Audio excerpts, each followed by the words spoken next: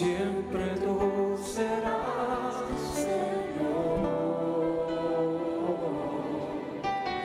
No depende de un factor ni de una condición.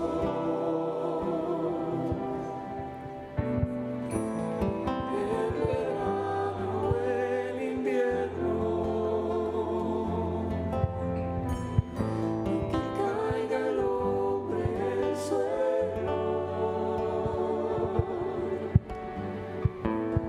aunque tiemble el universo, a pesar de todo, sigue siendo Dios, todopoderoso Dios,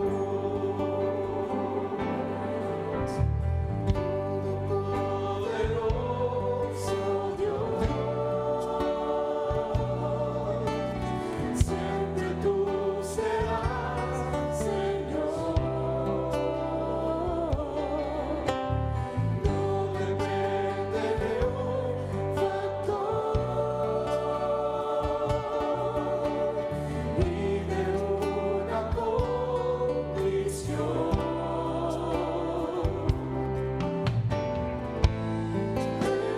El verano, el invierno,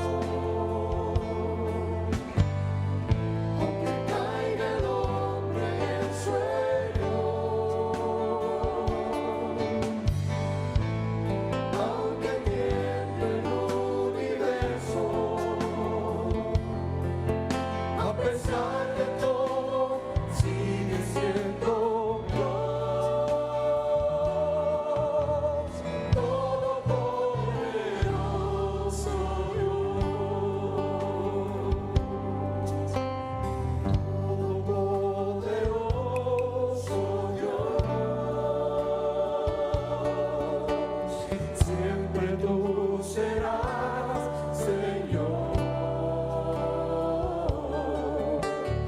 No depende de un factor ni de una condición. No importa en qué temporada te encuentres. El verano, el invierno, aunque caiga el hombre en el suelo, aunque tiemble el universo, a pesar de todo, sigue siendo Dios, todopoderoso Dios. En verano o en invierno, aunque caiga el hombre en el suelo, aunque tiemble el universo, a pesar de todo, sigue siendo Dios, todopoderoso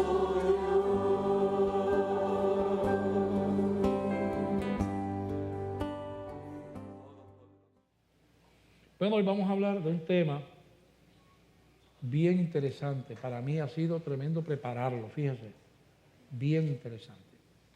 Vamos a hablar de la tentación y la tentación de Jesús y todas las enseñanzas que surgen de ese pasaje.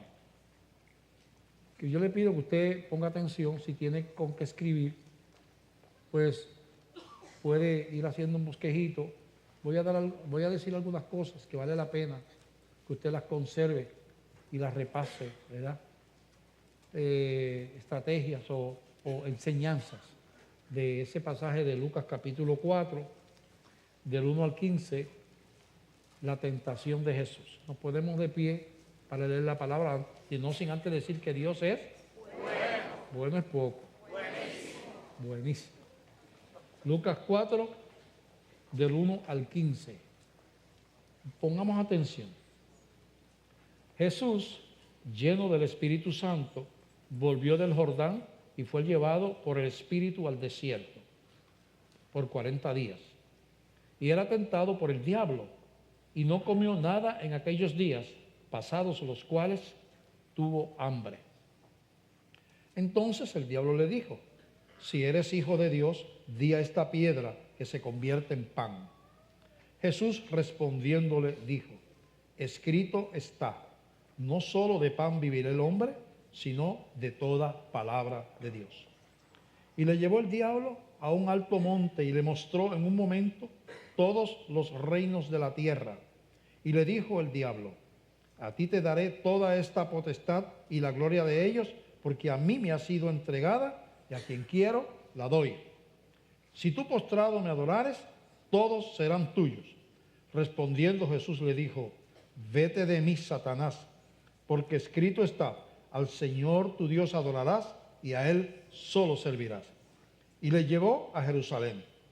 Le puso sobre el pináculo del templo y le dijo: si eres hijo de Dios, échate de aquí abajo, porque escrito está, a sus ángeles mandará acerca de ti que te guarden, y en las manos te sostendrán para que no tropieces con tu pie en piedra. Respondiendo Jesús le dijo: dicho está, no tentarás al Señor tu Dios. Y cuando el diablo hubo acabado toda tentación, se apartó de él por un tiempo. Padre, te damos gracias por esta palabra. Ayúdanos, Señor, a proclamarla conforme a tu voluntad, Señor. Me pongo en tus manos, Dios. Señor, que nos ayudes a entender las profundas enseñanzas que tiene esta Escritura. En el nombre de Jesús oramos. Amén, amén.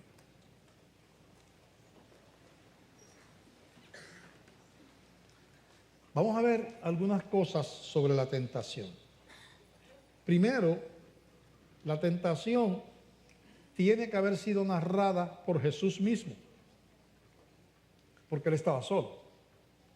Que si los evangelistas están escribiendo sobre el evento, tiene que haber sido que Jesús le contó a los discípulos cómo fue que él comenzó su ministerio y la lucha que tuvo en el desierto, la tentación, la lucha contra Satanás.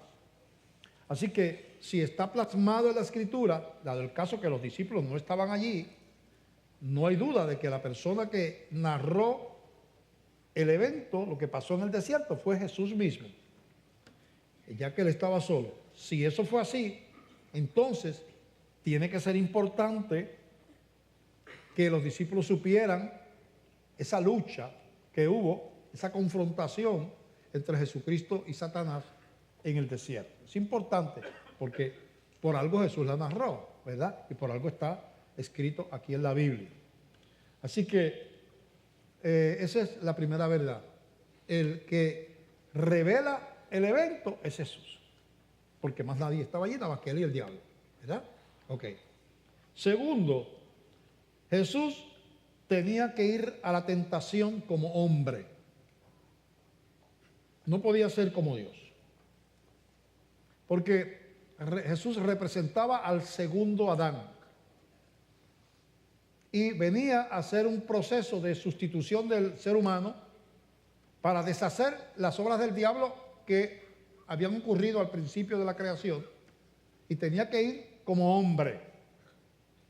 Así que Jesús no fue allí como Dios, fue como hombre. Hombre, lleno del Espíritu Santo, dice ahí, lleno del Espíritu Santo. Fue al desierto, ¿verdad? Así que tenía que ir a la tentación como hombre, enfrentarse como hombre, con la fortaleza del Espíritu Santo como nos confrontamos nosotros, porque él además de prepararse para el ministerio, nos está mostrando cómo hacerlo, porque nosotros también podemos ser llenos del Espíritu Santo igual que él lo fue. Así que la Biblia le dice a la iglesia: sed llenos del Espíritu Santo. Y la Biblia nos habla de que la iglesia fue al aposento alto y, ¿verdad? Y allí esperaron en Dios y oraron y esperaron y vino el Espíritu Santo y fueron todos llenos del Espíritu Santo. O sea que la experiencia de ser lleno del Espíritu Santo no es exclusiva de Jesús, porque también se da en la iglesia y está asequible, está disponible para la iglesia. Hay que anhelarlo, hay que estar dispuesto, hay que esperar, hay que orar y hay que hacer, ¿verdad? Hay que creer, ¿verdad? Y muchas otras cosas, ¿verdad? Que son parte del proceso que pasó la iglesia, ¿verdad? Para la venida del Espíritu Santo sobre ellos. Así que Jesús fue a la tentación como hombre, no como Dios. Era bien importante la victoria de Jesús sobre la tentación, aunque Jesús no tenía pecado contrario a nosotros. Él era sin pecado, nosotros sí somos pecadores, pero Él no. Era importante la victoria porque nos abre a nosotros la posibilidad de resistir la tentación. Y le dice así la Biblia a la iglesia: resistid al diablo y huirá de vosotros. Como que Jesús le resistió y le dejó, le dice a la iglesia: resistid al diablo y huirá de vosotros. O sea que nosotros tenemos el potencial, con la ayuda del Espíritu Santo, con la palabra, como hizo Jesucristo, de resistir al diablo. Se puede. Y entonces, este pasaje, además de ser una narración de un evento, es una enseñanza. Porque Jesús está modelando al hombre perfecto. Nosotros no somos ese hombre perfecto. Pero Él está modelando el hombre perfecto. Él está modelando como debe ser. Dándonos un ejemplo de cómo es que se hace, ¿verdad? Cómo lo hizo Él. Bien. Así que Jesús fue a la tentación de la siguiente manera. Y estos 4 puntos es importante que usted los tenga, ¿verdad? Los registre. Fue en total sujeción al Padre. La Biblia dice que Dios envió a su Hijo. Y dice que Jesús, siendo igual a Dios, no estimó el ser igual a Dios como cosa que aferrarse, sino que se humilló y se despojó de su gloria y se hizo hombre. Y estando en la condición de hombre, se hizo obediente. ¿Obediente a quién? Al Padre. Hasta la muerte, y muerte de cruz. Por lo cual Dios le exaltó hasta lo sumo. O sea que Jesús, lleno de gloria, se despoja de su gloria. Despojar es como desvestirse. Como si está poniendo un ejemplo, como si la gloria fuera un vestido. Se quita el vestido de gloria y se viste de los harapos de la raza humana. Comparando nuestra gloria con la gloria de Dios, ¿verdad? La condición humana comparando con la condición de Dios coronado de gloria. Dice que Él se despojó de su gloria y se hizo hombre. Y no solamente se hizo hombre, sino que estando en la condición de hombre se humilló hasta lo sumo. Bajó más abajo que el resto de los demás. Y se hizo obediente. Obediente. Así que la obediencia, la sujeción al Padre, la sujeción a Dios, es importante en la victoria sobre el diablo. Porque cuando nosotros vivimos practicando el pecado, le damos lugar al diablo. Lo sentamos en nuestra casa, lo sentamos en nuestra sala, lo sentamos en el auto, andamos con él. ¿Por qué? Porque estamos haciendo cosas que son de rebelión y desobediencia. Y ese es el camino, ese es el campo del diablo, el vino. Él quiere que tú seas desobediente, eso es lo que quería con Jesús. Lo que pasa es que no pudo. Él viene a proponerte cosas que la Biblia dice que están mal. Él tiene todo un mundo que es como un escaparate, una feria de vanidades, como dice el Progreso del Peregrino de Juan Bunyan. Es una feria de vanidades, el mundo donde hay ofertas, como cuando tú vas shopping, ¿verdad? Oye, qué bonito usted se trae, y lo ponen lo más bonito en la vitrina. Oye, qué bonito ese traje, mira qué reloj lindo, ¿verdad? Porque la idea es que tú te seduzcas por eso y vayas y lo compras. Pues el mundo es en la feria de vanidades de Satanás. Tú eres casado, pero mira aquella mujer por allá, qué tremenda, qué linda, qué bonita está, y te la mira, y parece que tú le caes bien. Mira, te enamoraste, ¿verdad? Pues tenemos un deseo natural que Dios puso en nosotros, una sexualidad, ¿verdad? Pues ¿por qué no practica la sexualidad? Los artistas lo hacen, la prensa no lo critica, el gobierno lo aprueba, esto y lo otro, mis amigos lo hacen. Pues no pienso en Dios, no hago el sacrificio de la obediencia, no. Yo me dejo llevar y Satanás es astuto para que yo no tome en cuenta a Dios. mis amigos lo hacen, pues, estoy enamorado, la persona me gusta, pues vamos para la cama. ¿Ves? Mira esa oportunidad de obtener algo legítimo, una ventaja, un negocio mintiendo, algo que no es mío, algo que logré de una manera injusta y deshonesta. Miro para todos lados, yo lo necesito, nadie me está viendo o nadie lo va a saber, o pues no me importa, y robo y abuso del otro, de la otra persona, porque sacrifico la obediencia. No hago sacrificio de obediencia, sacrificio la obediencia. Y entro en el terreno de Satanás. Ahí es que opera él. Él quería que Jesús entrara al camino de la desobediencia. Jesús lo mandó, el Padre lo mandó a nacer, morir, vivir y morir por una causa de redención, en sujeción.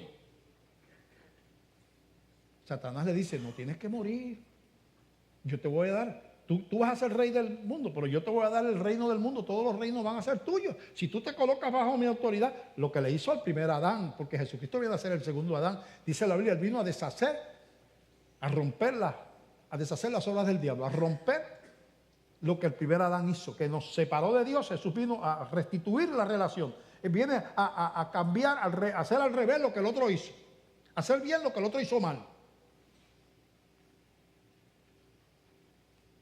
Entonces, Jesús viene primero en total obediencia al Padre. Decía, yo no hago nada sino lo que el Padre me dice.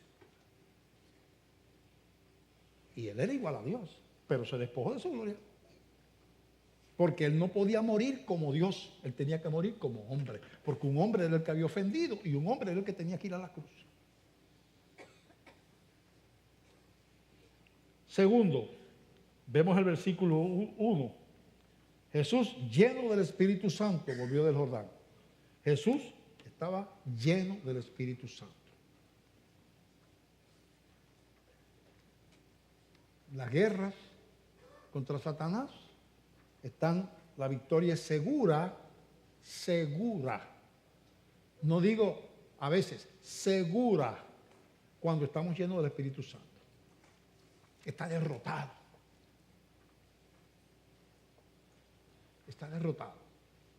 Cuando nuestra vida está sumergida en la vida de Cristo y Dios está a cargo de nuestra vida, nuestros pensamientos, nuestro corazón le pertenece totalmente, entonces el diablo está derrotado. Jesús fue lleno del Espíritu Santo. Dos cosas llevamos: total sujeción al Padre, lleno del Espíritu Santo. Jesús dependió, mira, de la oración y el ayuno. Dios no tiene que orar y ayunar. ¿A quién le va a orar Dios? A sí mismo. Dios no tiene que orar. Jesús oró como hombre. Y mientras estuvo en la tierra, muchas veces dependió de la oración, todo el tiempo. Para escoger los discípulos se pasó la noche orando. En el huerto de Getsemaní, para enfrentar la tentación del huerto de Getsemaní, se pasó la noche orando. Aquí vemos que tuvo 40 días en ayuno y oración para enfrentar al diablo. Tercer secreto. Primero, fue en total sujeción al Padre. Eso implica obediencia. Segundo, lleno del Espíritu Santo. Eso implica fe, entrega, ¿verdad? Y abrir el corazón para que eso suceda. Tercero, dependencia de la oración y el ayuno, si Dios demanda eso. Y cuarto, fue con las Escrituras como referencia y apoyo. Todo el tiempo Jesús le contestaba. Satanás le citaba la Escritura también. Mira el enemigo de la Escritura citando la Escritura. Por eso es que Satanás puede entrar a la iglesia. Si la iglesia abre las puertas, abandona la Escritura, abandona ¿verdad? El líder o el liderato se deja llevar por doctrina, se sale de la palabra, se engrandece, empieza a proclamar cosas que no son y a declarar verdades inventadas. pues la iglesia termina haciendo lo mismo que hizo Satanás. Pero Jesús todo el tiempo, escrito está, escrito está. La iglesia que quiera estar en el corazón de Dios tiene que ser firme en su lealtad a la palabra de Dios como está escrita en la Biblia. Y los principios revelados en la Biblia. Los principios no se buscan en un profeta de Latinoamérica, de por ahí, de algún país, de Venezuela, Colombia, Costa Rica, ¿verdad? No vamos a buscar información para que nos diga lo que tenemos que creer. Está en la Biblia. Hay demasiada gente escuchando voces que dicen disparates. Pero la gente ya no se da ni cuenta. A veces el criterio es si tiene una iglesia grande y la gente lo invita, pues tiene que ser, eso tiene que ser bueno. Porque pues mira, a Satanás le gusta la grandeza también. Dice la Biblia que él es el príncipe de este mundo. Tiene que ser fidelidad a la palabra. 4 cosas. Total sujeción al Padre, lleno del Espíritu Santo, dependiendo de la oración y el ayuno, con las Escrituras como referencia y apoyo. Con esas 4 cosas Jesús va a la confrontación con el diablo, ¿verdad? La tentación era necesaria en la vida humana de Jesús. No fue un encuentro casual, fue un encuentro programado por Dios para que tenía que ocurrir. Si es que Jesús iba a pagar por nuestra culpa, Él tenía que pasar por una tentación como pasó Adán en el huerto. Allí Satanás le ofreció a Adán y Eva ser como Dios, conociendo el bien y el mal, y le dijo que podían desobedecer a Dios y comer del árbol de la vida y no le iba a pasar nada. Y ellos creyeron la oferta de Satanás. Y Jesús tenía que recibir ofertas grandes. Y él decir, no, mi meta es la obediencia. No, porque escrito está, yo no. Al Señor tu Dios honrarás, Él solo servirá. Así que la tentación era necesaria. Si tú miras Lucas 4:1, dice, Jesús, lleno del Espíritu Santo, volvió del Jordán y fue llevado por el Espíritu al desierto. Ahí no dice que Jesús fue al desierto y allí se encontró por casualidad con Satanás. Dice, fue llevado por el Espíritu. El Espíritu Santo que había llenado a Jesús le dirigió, le ordenó, porque estaba humillado, acuérdate, Jesús había despojado de su gloria, estaba como hombre, ahora recibía órdenes del Padre y del Espíritu. Ahora, ya no estaba hablando aquí, en ese momento no estaba funcionando como Trinidad, estaba funcionando como siervo. Fue llevado por el Espíritu, quiere decir que él, que fue por instrucciones del Espíritu Santo, vamos a ponerlo en una paráfrasis, por instrucciones del Espíritu Santo, Jesús fue al desierto. Eso es lo que está diciendo ahí. Así que eso era necesario. Tenía que el segundo Adán romper la maldición del primer Adán, comenzando desde la tentación. Como comenzó la caída, con la tentación. Eso es bien importante entenderlo. Otra verdad. La tentación, el ataque de Satanás sobre su vida, no estamos hablando de Jesús, pero estamos pensando en nosotros, en la iglesia, en ustedes como individuos. La tentación muchas veces está después de la victoria o el éxito. Éxito espiritual, las grandes conquistas, ¿verdad? Dice, muchas veces la tentación sigue a la victoria o el éxito. Por eso es que nosotros como iglesia que ha sido grandemente bendecida, debemos de partir de la premisa bíblica de que vamos a ser atacados por el enemigo. Será por las autoridades, por nuestras posiciones doctrinales y de la palabra, porque no aprobamos algunos estilos de vida que aprueba la sociedad y aprueba el gobierno y que están de moda y que lo aprueba la prensa y los artistas, y nosotros decimos, la Biblia dice que eso es pecado. Puede ser por eso. La iglesia va a ser probada en algún momento por su fidelidad a la palabra. Si no, el aborto es un asesinato. Pero que la mujer tiene derecho. Es un asesinato. La Biblia, tú tienes derecho a matar a un niño. Eso no es un niño. Sí es un niño. Ustedes dijeron que era un niño después que nacía. Si lo mata al nacer, la meten presa. Si la mató 2 o 3 semanas antes, no, porque ella tiene derecho a matarlo. Porque no había nacido todavía. Es un mismo niño. Desde que lo engendra es un niño. Su dotación genética está completita. Desde que se forma el cigoto, la unión entre el esperma y el óvulo, tiene toda la dotación genética que va a tener el resto de su vida. Completita. Está en proceso de embriología, formándose, pero es un niño en realidad. Y los vamos a seguir llamando asesinato, y eso no puede traer problemas. Y no, porque la unión, porque es que se aman, son 2 mujeres, pero se aman, ¿ves? Son 2 hombres, pero se aman, sí, se amarán y lo que sea, pero sigue siendo en la Biblia un pecado, el matrimonio entre la vida entre un hombre y una mujer. Y eso, olvídate, en este tiempo, eso vienen por ahí unas persecuciones horribles sobre la iglesia en Occidente. Ya comenzaron. La iglesia, que es fundamental la palabra, pues tiene que pagar un precio. Escrito está. No, pero dice, no, escrito está que el Tribunal Supremo dijo, lo dirá quien sea. Pero si está en contra de la palabra, escrito está. Esto es lo que es.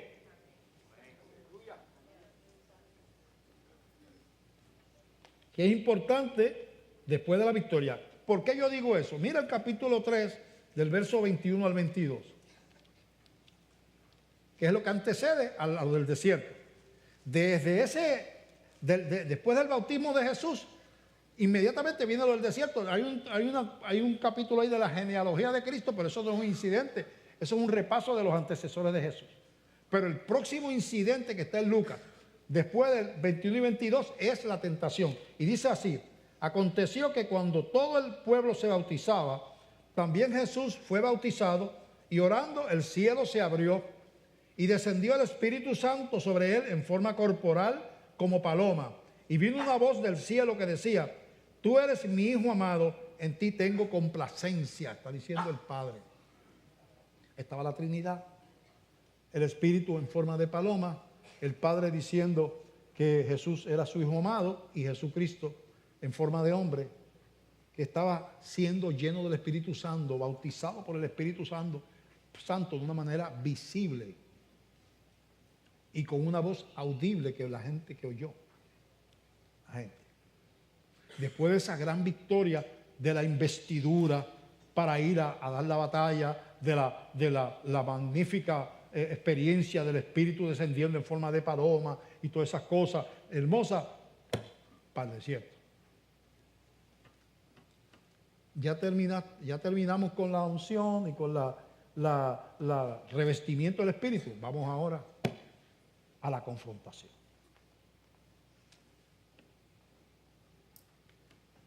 Detrás, a veces, de la bendición más grande está la prueba. Y hay que entender eso. Mientras estemos en este mundo, las cosas pueden ser así. El diablo, así como luchó con Jesús, está en guerra contra los ministerios, las iglesias y los cristianos. Somos su único enemigo en la tierra. El resto del mundo, que no es la iglesia, es parte de su principado.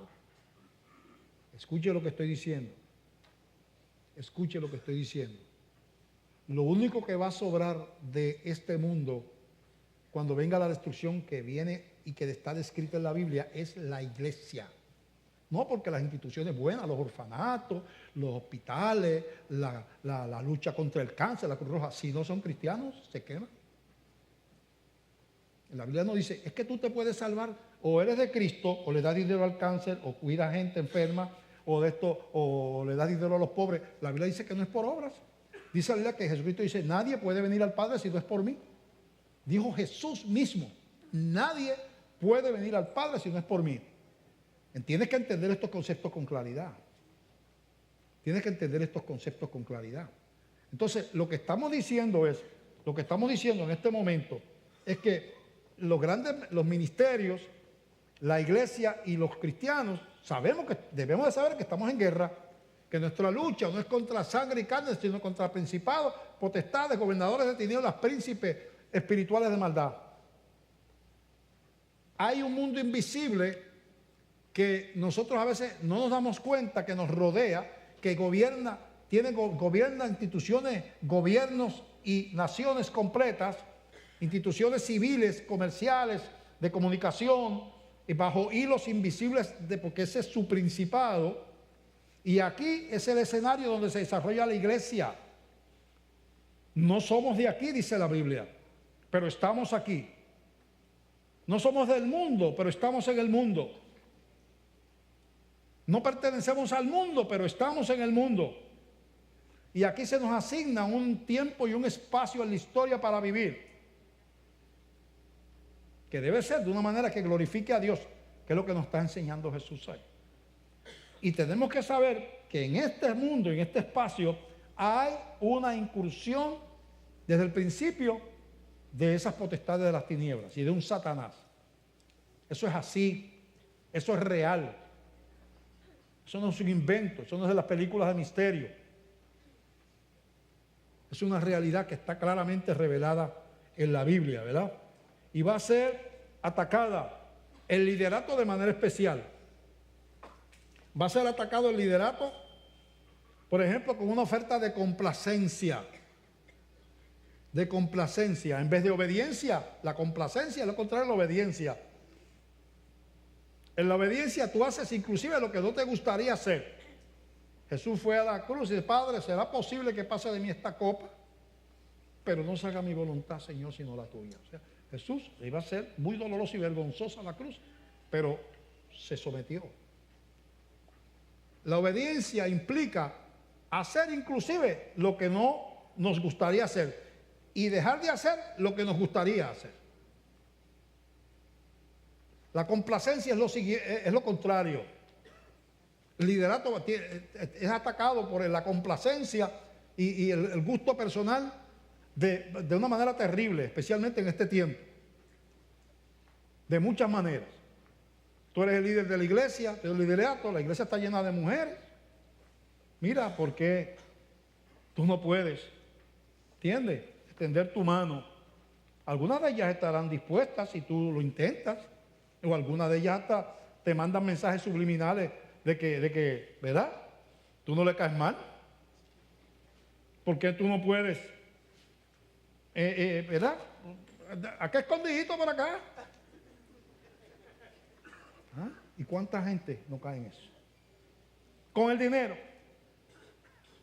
Tú eres el líder. ¿Por qué tú no puedes aprovechar de eso que está entrando a la iglesia y utilizarlo para, además del salario que te da la iglesia, por qué tú no puedes meter la mano ahí? O en algunos casos tú controlas el dinero, porque que es un peligro, que no debe ser. Pero en algunos casos el líder permite eso. Yo permito, yo lo cuento, yo me lo llevo para casa, porque yo soy el líder. ¿Cuánta prostitución del evangelio, utilizando la palabra correctamente, no me equivoqué, hay por evangelios fundados para justificar la codicia de los líderes que están dirigiendo la iglesia, de que tú siembras, tú eres hijo del rey, tú eres cabecino cola, que si utilizando de una manera torcida un saludo que hay en la tercera carta de Juan, un saludo a un anciano llamado Gallo: yo deseo que tú prosperes en todo. ¿Ves? ¿Te fijas? Dios dice que usted prospere en todo, hermano, que prospere. Dios lo que quiere es que usted sea millonario, sea rico, porque un culto a la riqueza y al amor al dinero. Y ahí, iglesias gigantescas que se han convertido en adoradores de Mamón, que es el dios del dinero en el griego. Tentación de Satanás. Que se lo ofreció a Jesús: yo te doy a ti todo. Grandeza. Servilismo de la gente hacia el líder. Hay líderes que quieren tener servidores.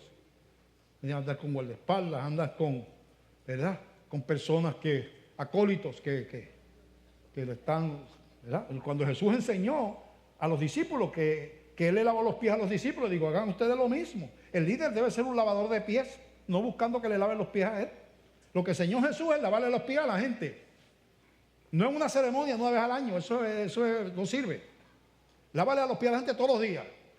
Tú eres el servidor del pueblo. No, pero esa parte no me gusta. Eso fue lo que enseñó Jesús. Yo quiero ser el grande, delirio de grandeza.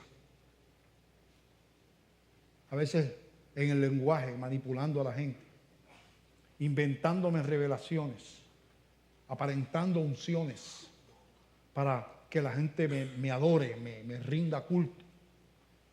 Yo fui a una reunión de pastores a una iglesia hace años ya, y estábamos en una mesa y yo veía unas personas pegadas a las paredes así. Yo decía, pero una reunión de pastores, ¿qué hace esa gente ahí? ¿Verdad? Pegado a la pared. La reunión ahí, y hubo una persona aquí, otro allí, otro allí, y de momento se acabó el agua.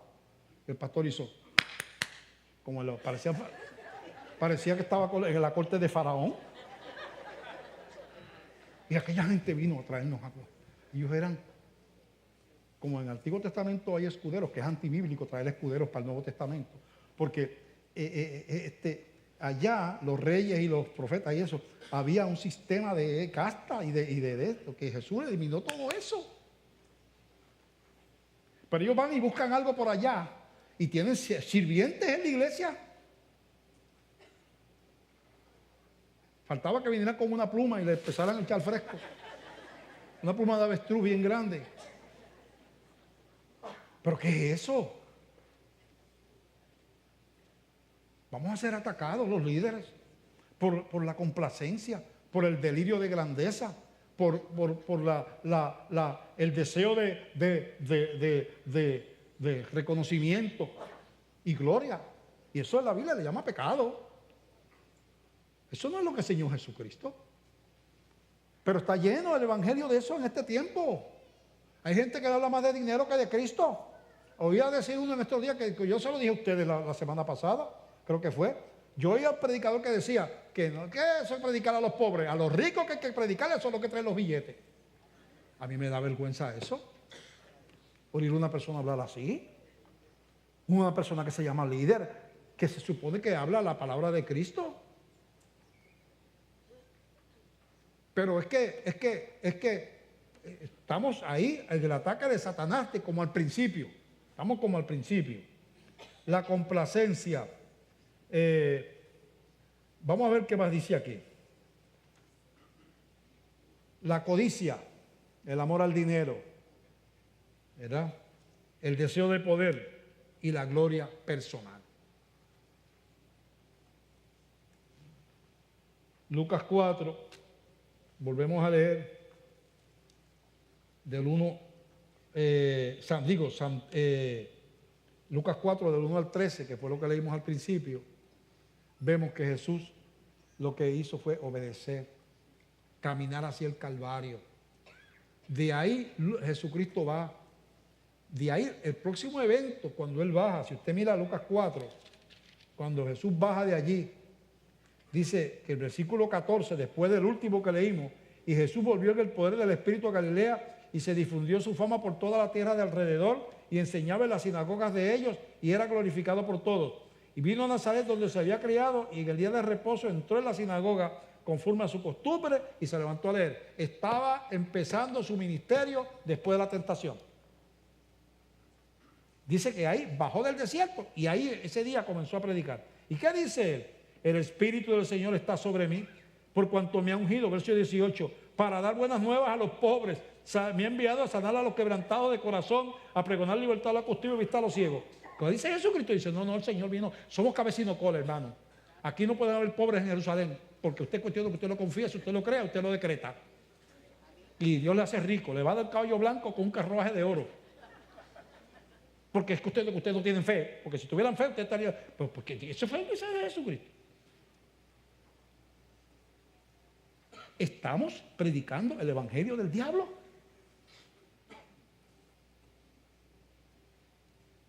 ¿No el evangelio de Jesús? Entonces, Es tan importante entender los principios de esa tentación. Así que Jesús fue a la tentación no solo a prepararse para el ministerio que iba a comenzar él, sino también como representante nuestro. Como Dios y Señor, Jesús, exaltado hasta lo sumo, en esa posición de Dios, el diablo no podía tentarle. De hecho, Santiago dice, el capítulo 1 de Santiago capítulo 1, del verso 12 al 13, dice: bienaventurado el varón que soporta la tentación, porque cuando haya resistido la prueba, recibirá la corona de vida que Dios ha prometido a los que le aman. Cuando alguno es tentado, no diga que es tentado de parte de Dios. El tentador es el diablo, no es Dios. Porque mira lo que dice ahora. Porque Dios no puede ser tentado por el mal. Satanás no podía tentar a Jesús si Jesús estaba como Dios. Lo hizo con el Jesucristo hombre, Jesucristo humano. Pero no podía. El Dios no puede ser tentado por el mal, ni él tienta a nadie. Así que Jesucristo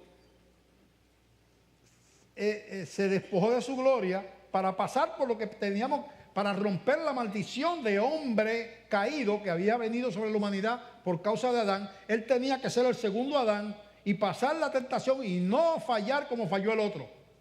Por eso era tan necesario que él fuera al desierto a ser tentado. El desierto era la repetición de lo que pasó al principio. Pero en este caso, no con Adán, sino con Jesús. Aquel fracasó, pero nuestro paladín, nuestro Señor, Satanás, no pudo ni podrá contra nuestro Rey de Reyes y Señor de Señores. Tuvo que hacerlo.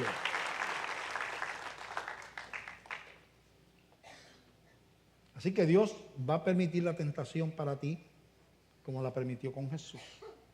E inclusive puede ser que sea un proceso necesario. ¿Recuerdas la tentación de Pedro? Cuando Jesús le dice a los discípulos que iba a la cruz, que lo iban a matar, y Pedro empieza a reconvenirle, o sea, a decirle que no era conveniente que pasara eso. No te acontezca eso, Señor, no lo permitas. Y Jesús identifica quién quería detener la obra de la cruz, quién estaba detrás de Pedro. Y dice: apártate de mí, Satanás. Que Pedro no era Satanás. Pedro amaba al Señor. Era un humano que estaba obrando carnalmente por sus emociones y sentimientos y estaba desatendiendo la voluntad del Padre de que Cristo fuera a la muerte para imponer su voluntad por el cariño que le tenía a Jesús. Y sabe que estaba manipulando los sentimientos para detener. Satanás quería detener la obra del Calvario a través de Pedro. Por eso Jesucristo le dice: apártate de mí, Satanás, a Pedro, porque no me estropiezo, me eres estorbo. ¿Qué pasó más adelante? Cuando Jesús le dice a los discípulos que él va a orar al huerto y que quiere que la acompañe porque son sus últimos momentos. ¿Qué pasó? Que ellos se quedan dormidos. Allí Satanás le echó de esa arenita que hay. Y no pudieron velar con él ni un minuto. 2 o 3 veces lo fue a chequear y estaban... Y los despertaba y volvían. Le daba la espalda y...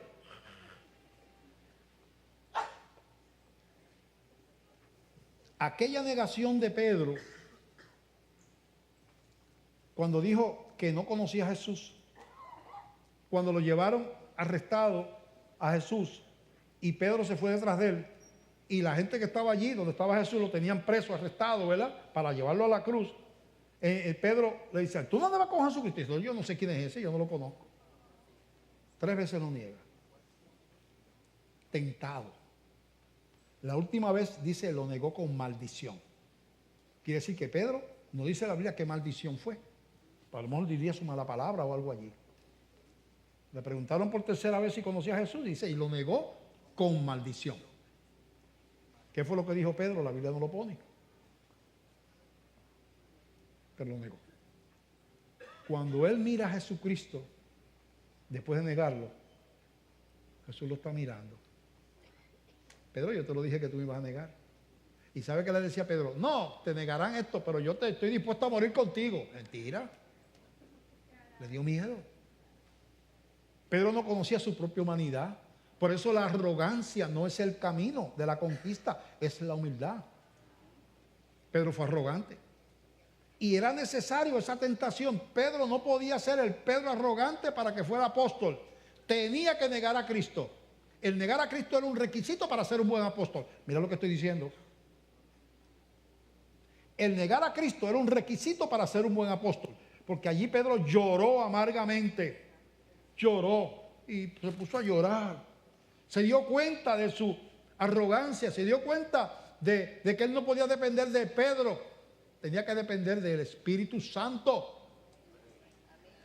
Y de ahí surgió un apóstol más humilde, que era el que Dios necesitaba. Así que a veces la tentación para ti puede ser para hacer de ti una mejor persona, un mejor cristiano, si aprendes. Si aprendes. Porque Pedro lloró amargamente. Hay quien repite y repite y repite la vida de desobediencia y no llora amargamente. Y entonces pues la restauración viene cuando hay una revelación de nosotros que nos hace más dependientes de Dios.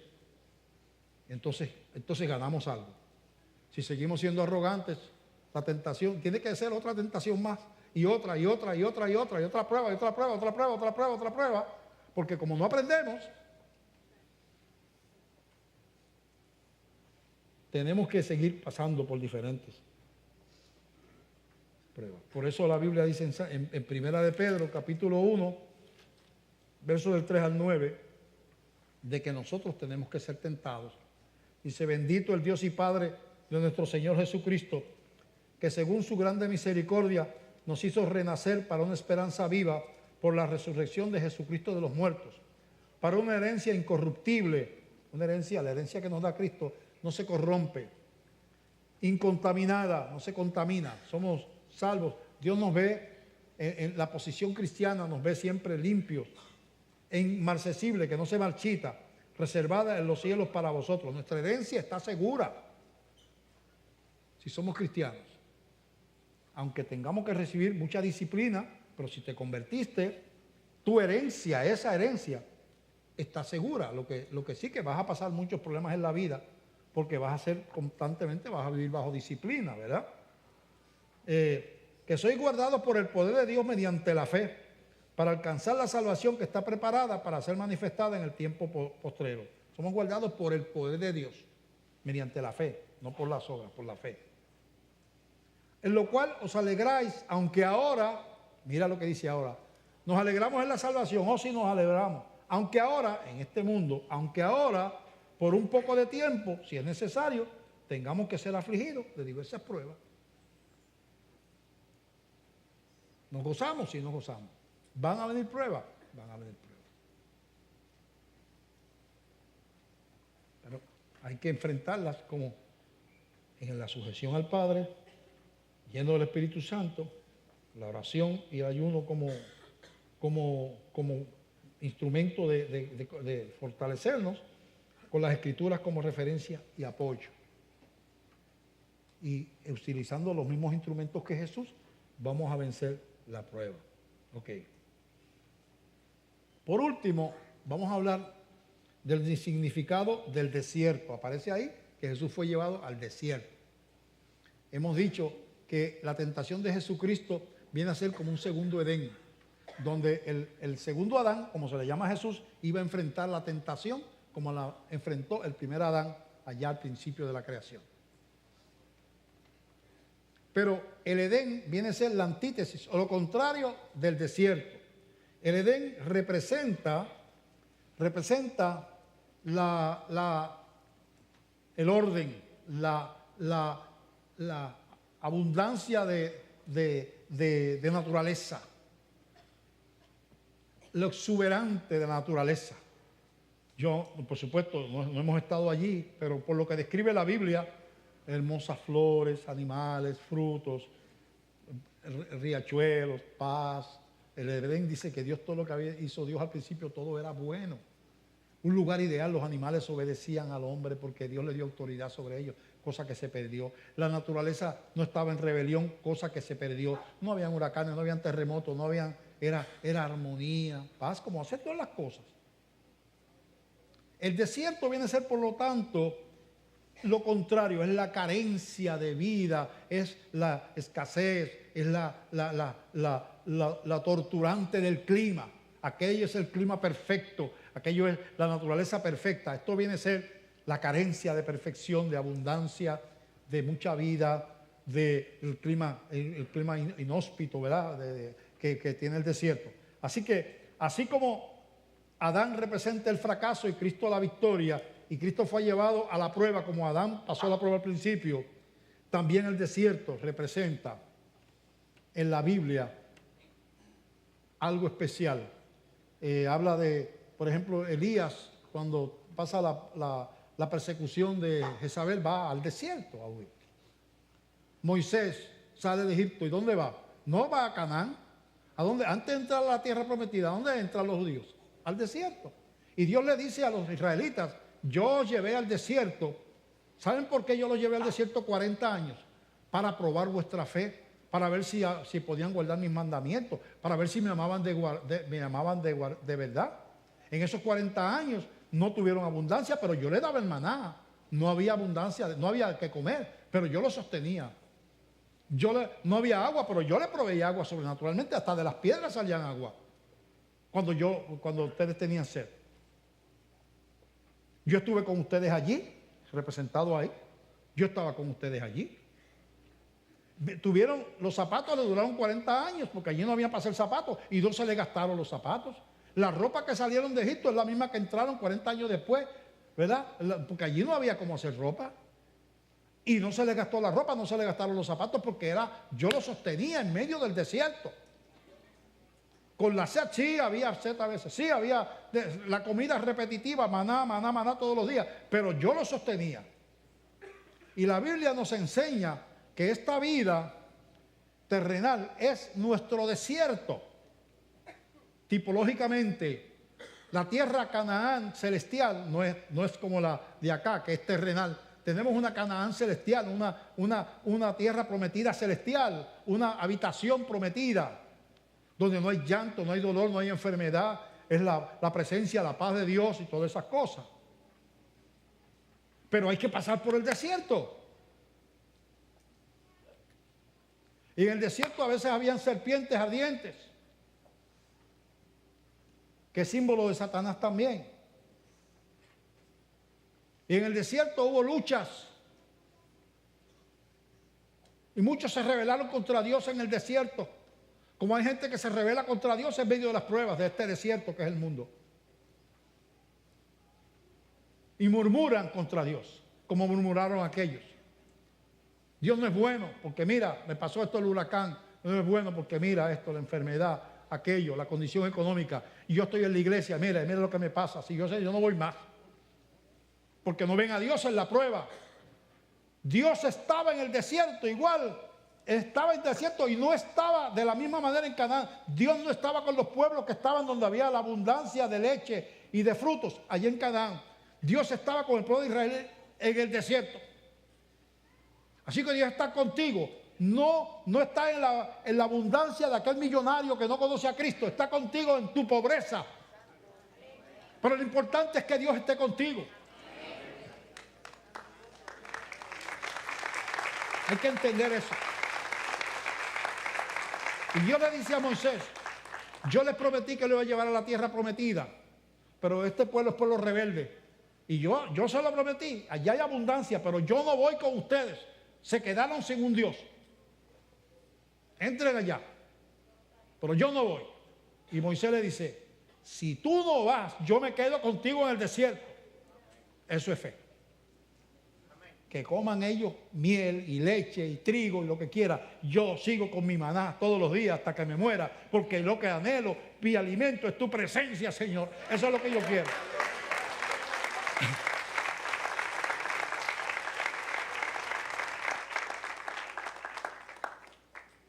Tenemos que aprender muchas lecciones. Hay dimensiones de gloria que no conocemos por incredulidad. No se nos dan porque no creemos. Se consiguen en el campo de la fe y de la obediencia. Yo voy a terminar porque el tiempo se ha acabado y quiero preguntar si hay aquí alguna persona que todavía no ha entregado su vida a Cristo. Ahí se comienza el peregrinar por este mundo siendo hijo de Dios. Lo que dice Pedro ahí. Esa posición de hijos reservados para Cristo, para el cielo. Pero hay que reconocer la verdad de que somos pecadores, que Cristo murió con el propósito de romper la maldición, pero que esa maldición sobre mi vida no se rompe hasta que yo le doy mi corazón y le entrego mi vida a Jesús. Si tú quieres hacer eso hoy, te invitamos a que lo hagas. Es el primer paso a una vida maravillosa, con desiertos, pero maravillosa con Cristo. Hay que solamente reconocer que somos pecadores y desear que Dios nos reciba y pedírselo comprometiéndonos, dándole el corazón a Él.